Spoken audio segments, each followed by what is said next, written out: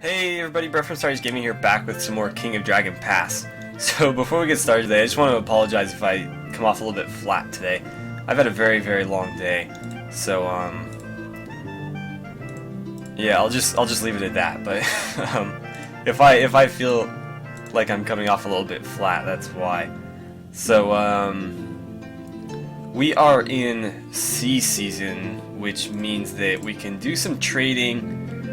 We can do some diplomacy, we can do some magic, but no war for us right now. We've got somebody out exploring, so we'll see what they come back with. But for now, is there any of our... Yeah, we're not trading with Wolf or White Horse, it looks like. So maybe we should try to establish trade routes with them. Our clan produces the best fine trade cloth, to say nothing of silver and gold items, weapons, tooled leather, and furs. Whatever we sell, it shouldn't be cows. The apples have the most cows. I don't care. This would be a good time to buy food. Don't sell cows. Sell horses and buy food. Okay. Well, first things first, I'd like to trade with the wolf. What's he out doing? I forget what we sent him to do. Anyways, we need to find somebody who's very good at bargaining. I guess he is, so we'll send him. Let's add some footmen to that group, and we're going to try to establish a trade route with the wolf. Let's see, the warriors are back from their mission to slay the walking corpses alongside the Humakti. They said that the fighting was fierce, but none of them were slain or seriously hurt. They said that there was no treasure to be found in the monster's lair, but that is the way with walking corpses. Well, we got some goods from that, it looked like. Your emissary, Perindal, approaches the Venstali, asking them to make good on a favor they owe you. Perindal seeks a gift of food from them. How much food do you ask them for? Oh, that's what he's doing. Let's ask them for the customary amount, no more, no less. They provided us with the food with no complaint. Cool. Meanwhile, let's send out another trade caravan. We'll send Perindal this time to the White Horse. And we are going to sell horses and buy food. And I'll add some more footmen to that group as well. It's fire season now. Let's look at some raids. We need more weapon things, don't we? Yeah, let's do that. The party we sent to explore the east a year ago has not returned. Baranthos and his party must be presumed dead. Exploration would be safer if we had a shrine to Vinga or sacrificed for her Pathfinder blessing.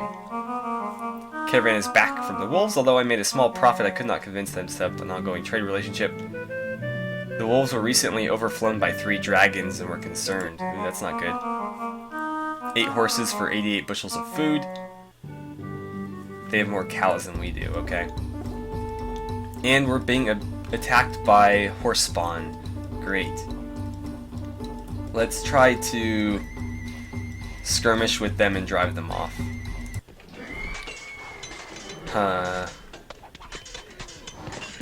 Our magic deafened them. We didn't use any magic. Drove them off. And they didn't plunder anything. We captured 11 horses. We didn't take any losses either. That's good. Brenna, one of your Carls is caught doing secret magic around the Tula's well. Some accuse her of attracting disease spirits. She denies doing anything wrong. Okay, the people are frightened of what they don't know. When in doubt, conduct a divination. Brenna has always been very secretive. The deliberate spreading of disease is a crime that warrants death. Secret magic is not as severe. Okay, well, we don't know exactly what she was doing. There's no risk in killing this old woman, assuming she isn't a powerful priestess of chaos, of course. An Earth Witch, a spirit talker who can contact Ernalda through spirits. Let's conduct a divination just to be sure. So that she was deliberately spreading disease and she should be put to death.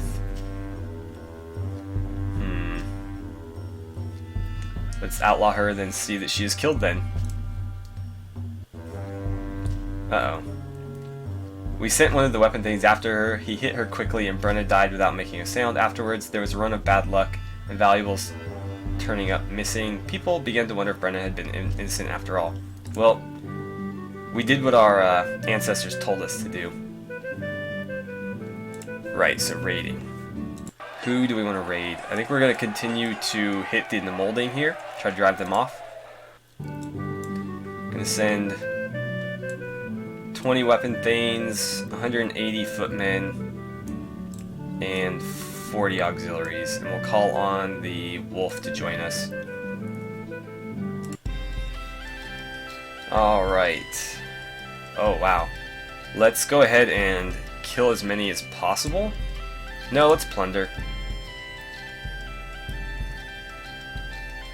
And yeah, let's go for it.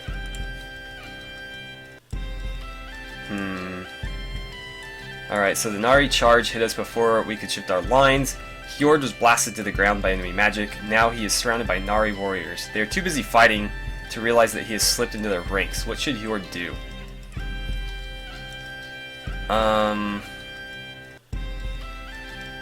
Let's have him fight bravely and press the enemy hard, but not take too many risks. The first Nari warrior who got engaged... What? The first Nari warrior who engaged Hjord in combat got lucky and sliced off part of one of the fingers on Hjord's sword hand. He recovered after the battle, but could not control his weapon well enough to threaten the Nari that day. Oh well, at least he didn't get badly injured. We had 7 footmen killed. We inflicted some losses. We were driven off. Wow, okay. We had them badly outnumbered. I don't know how we lost that. The White Horse brazenly rode onto our lands and stole... The White Horse are our allies, so that's not okay. Can we do anything about that? I can't believe our own allies would do that. Can we demand something from them? Let's see. I'm going to send a pretty big group here. And we're going to demand tribute from them. In recompense, your emissary Perendal approaches the White Horses to demand a payment from them. How does he make his demand?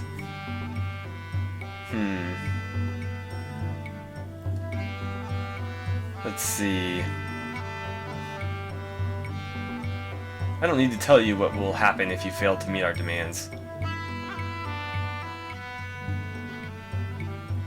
Okay, well he's saying this guy's very plain spoken, so we'll just use this then. We demand, they took 13, we demand 26. Let's see, you are robbers, but at least you are robbers who speak straightforwardly, Olende said. Now that the White Horses have agreed to give you tribute, what do you press your case and demand an annual payment? No. He agreed to this. We swore to Mocht and Ronalda to refrain from raiding the White Horses for as long as they continued to pay tribute. Of course, these oaths were binding on them as well. Cool. So we got recompense for them stealing our cattle. Raven Orolgandi of the Orolmarthi clan comes seeking your help with a raid against the Nari. He reminds you of the obligations you owe to the Orolmarthi and tells you that the storehouses of the Nari are like tantalizing fruit ripe for the picking. Should we send only a token force? What's he saying? We cannot be so eager that we will threaten to steal Orolmarthi's thunder. An appeal to the gods might be just as useful as provision of soldiers. Even if we send more warriors than the Orolmarthi, Orolgandi will have cause to be offended if we try to take most of the loot. Clans that answer such requests are respected. The Nari are unpredictable. Sometimes they fight poorly, sometimes ferociously. The Orolmarthi may be willing to raid in Earth season, but we should tend to the harvest. I tend to agree with that thought. Listen to the chief. The chief is always right. Yep.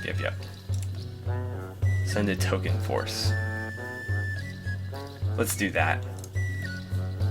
Our men took part in a glorious fight. Okay, and we got some goods out of it. The Sultans have a new chief, Sartar. He is known for his moderation and his fear of snakes. Their former chief, Yorter, stepped aside after the spirits of his ancestors demanded a pilgrimage to a distant holy site. Huh. Where did we send our last explorer? He's renowned in combat. Let's send him with 5, no, we'll do like 3 weapon things and 20 footmen. We're gonna send him back over here. I think that's where Baranthos was. We'll see if we can't figure out what happened to them. And let's see.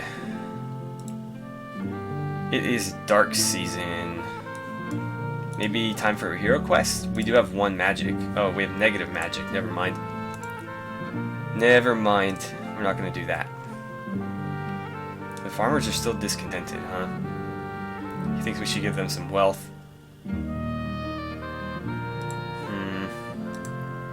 I'm more interested in making a sacrifice to somebody. Elmal, I think she's the Earth Queen, yeah. Let's make a sacrifice to her, maybe? Although none of those are particularly useful. We have the best one. These are all like moderately useful, but not extremely useful. Orlanth wouldn't be bad. Let's see. Dela, maybe Vinga? Allows our women to defend the Tula, enhances our explorers. Pathfinder wouldn't be bad. Let's see. We'll make a sacrifice of... We kind of have to do cows. We'll do 20 cows. Pathfinder ritual. Perfect. That worked out exactly as I needed it to. The exploration party we sent to the east found a piece of amber that glows at night. This is a drop of Elmal's blood, and we can use it on a raid to shoot fire arrows. Awesome. A group of ragged outlaws demands your hospitality. Their leader says that they are favored by Gagarth, god of outlaws, who will rain punishing hail upon your Tula if you do not hold a feast in their honor.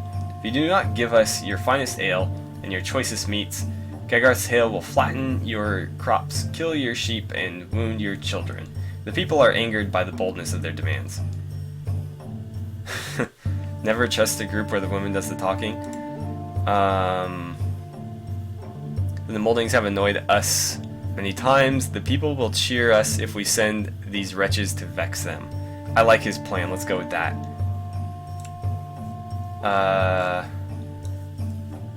The moldings, yeah. They're known for their fine horses. Their main deity is Elmal. We're feuding with them, yeah. We'll do it. I'll offer them 5 goods and 15 cattle. They accepted the proposal even before we were finished making it. They attempted to thank us generously for the gift, but the effect was ruined by their uncontrolled drooling. They departed, and the people complained that it was a good idea, but the outlaws were such wretches that they would have worked for less. Okay, well, you only get 1 shot at that, so I didn't want to, like, undershoot and completely blow it. Alright, so we're gonna build a shrine to Vinga. And now we have slightly enhanced explorers. And we'll send out more now that we can. There's nothing over there. What about here? Our patrol spotted a cattle raid by the Brown Boars. They have 11 horsemen and 23 swordsmen. Our patrols managed to summon 9 weapon thanes and 21 of the feared. Elmal's Amber. We'll use that. Hopefully it's not like a one-time use thing. We're going to try to drive them off with skirmishing. Let's see. Bright rays streamed from Elmal's Amber, and where they touched our arrows and sling stones, they burst into flame. We tried to hold them off with missile fire, but the Brown Boars managed to use the terrain to outflank us. Fighting was over quickly. Their magic dealt us a mighty blow. We were... Oh, come on. They made off with 12 cows. And now we're being raided by the apples. Wow. I'm going to use Elmal's Amber again. We're going to try to drive them off and outmaneuver them. And maybe we'll make a sacrifice to Humox as well. We took some pretty heavy losses there. Let's see. Bright rays streamed, yeah, blah blah blah blah blah. The apple charge hit us before we could reach advantageous ground. Fierce fighting ensued. Their magic was stronger than ours, but our courage was greater. We drove them off, and their survivors left without plundering our Tula. We captured 1 horse. We took 8 auxiliaries captive. After the battle, we found that the gem had turned into ashes. Our auxiliaries kept 2 warriors from dying. That's a bummer. We lost like 17 people. And we lost our stone, but at least we won. Keep them as thralls, maybe? Yeah, let's do that. Put them to work. So, storm season, what should we do? There's not a whole lot we can do here, other than hero questing, but we don't have any magic, so it makes this kind of difficult. Yeah, I don't really know what to do with this season. We could make another sacrifice here, but I don't want to overextend ourselves. We do have a lot of shrines, and they do cost upkeep. Let's try to... The brown boar are being a thorn in our sides. But we've got bigger issues. We've got the molding here. The white horse are supposed to be our allies, but they're, you know, raiding us. At least they paid, you know, they paid us back. But I'd like to get some more trade routes established here. I wish the wolf would be more cooperative. Let's try to get one with the fire quartz, maybe. We're probably going to get turned back here, but we're going to give it a shot anyways. Let's see, we'll send 15 footmen to establish a trade route. Uh-oh. Survivors of our expedition to the Dragon Newt Wildlands have returned to our Tula. Our explorers found a small cache of loot in a pit. A party of Dragon Newts came upon them as they transferred the goods to their horses and seemed alarmed but did not immediately attack. Only when Hjortal idly scratched a bug bite on his arm did the dragon men become so enraged as to attack. The explorers fled as soon as the Dragon Newts charged them, but many were wounded and others slain. That's a bummer. Okay, we've got 8 magic. I don't think... Yeah, we can't quite do everything here.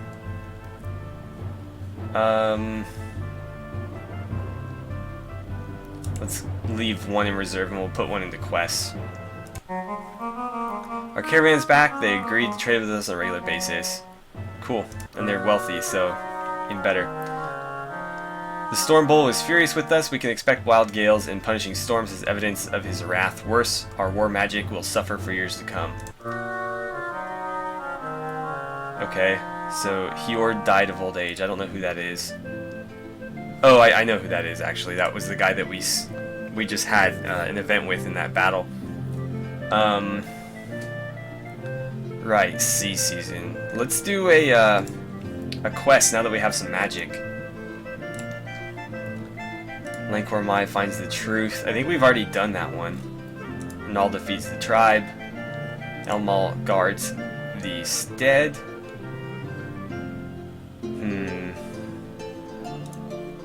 Humocht the champion. When Humocht gained the power of death, or Lance tried to get it from him, they finally made peace and Humocht gained a new status.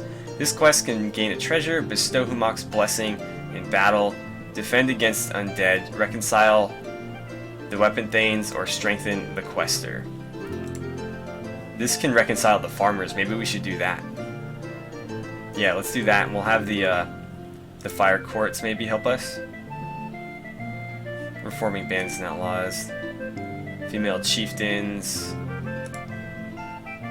Large cattle herd. Let's do the white horse. They owe us. And we'll have Jareen do it. I think she's our most dedicated follower of Ronaldo. And we want to reconcile the grievances of the Carls. As soon as she appears in the realm of the gods, Jareen is attacked by a cackling skeletal figure. It is Daga, god of drought. Let's suffer Daga's blows. Jareen suffered terribly as Daga attacked her. She felt everything going wrong, as all of the sustenance was torn from the earth. She felt the cries of the starving people of the Storm Tribe, but she survived. Daga could not kill her. Jareen knows... Oh, we get 2 hints. Awesome. Jareen knows that many things which seem to be dead are really just hiding in the earth. Daga has dried up many things, and so the usual holes in the earth are gone. Jareen needs to find a new way of making a hole, so Jareen goes to Arnalda's grandchildren, the Aldriami, and asks them for one of their seeds. The elves are reluctant to help. You abandoned us, Arnalda, and joined our enemies, the Meatmen. These Meatmen, this new tribe of yours, they are forest killers, and those who kill forests kill us.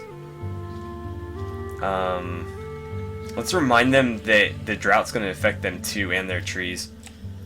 The elves said that this might be so and gave her the seed she needed. The seed is called Adboral, and it is a burrowing thing that makes a big tunnel into the earth for Jareen. Jareen goes into the tunnel where she finds Arnalda's terrible sister, Marangor, the earthquake goddess. She has taken Barntar as her thrall. I feel like we might have done this one before. Your son, he helps me to break up the earth into pieces so that I can hurl it at our enemies. You think that this fight with Orlanth's nephew was a terrible thing, but it is merely the harbinger of what is to come. The kin strife he caused will soon bring about other bad things. 3 bad gods will force Orlanth to give him their blessing, and together they will make a god that is worse than all of them put together. I need Barntar to help me fight them.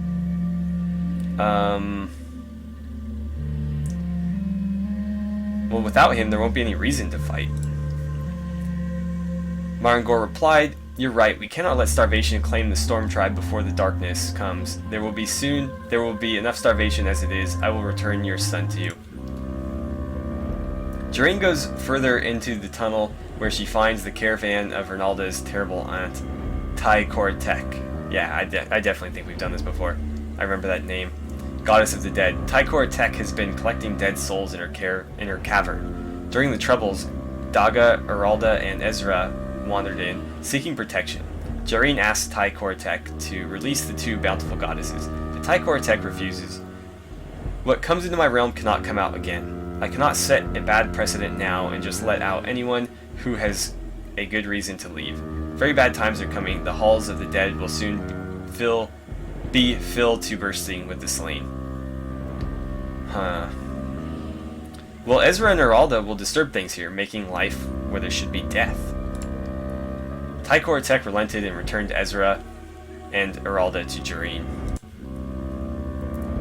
Jareen seeks to leave the earthen tunnel with the gods she has rescued, but a terrible woman blocks their way, looking fierce and brandishing an axe. You cannot leave here. The tribe is sundered and cannot so easily be mended.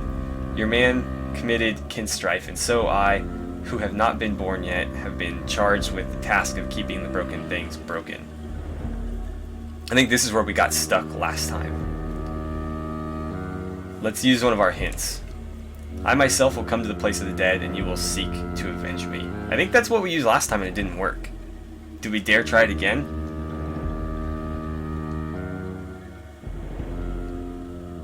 It's telling me to use that one. I think I'm going to go with it. When the terrible woman saw that Arnalda understood, she said, I will be born as your daughter when you are slain. When the terrible time predicted by Marangor and Tai-Kor-Tek come true, I will avenge you, but for now I will let you return to the world with the ones you have rescued. So I think last time, for whatever reason, we didn't pass her check there, but it seems like this time we did.